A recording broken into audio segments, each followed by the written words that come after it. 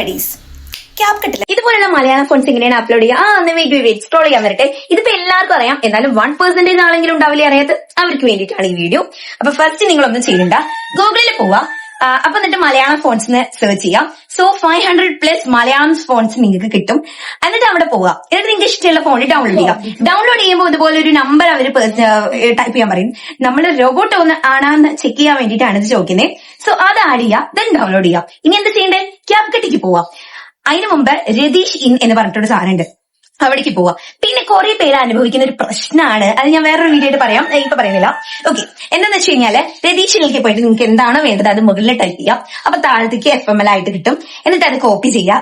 എന്നിട്ട് എന്താ, ക്യാപ്കട്ടിക്ക് പോവാം. ക്യാപ്കട്ട് പോയിട്ട് ഈ മൈ ഫോൺ ഉണ്ടല്ലോ, ആ സാധനം ഫസ്റ്റ് ടൈം ആണ് യൂസ് ചെയ്യുന്നെങ്കിൽ അത് ലാസ്റ്റിലായിരിക്കും കിടക്കാം. ഇനി നിങ്ങൾ യൂസ് ചെയ്തിട്ടുള്ള ആളാണെങ്കിൽ അത് ഫസ്റ്റ് തന്നെ ആയിരിക്കും. It's normal.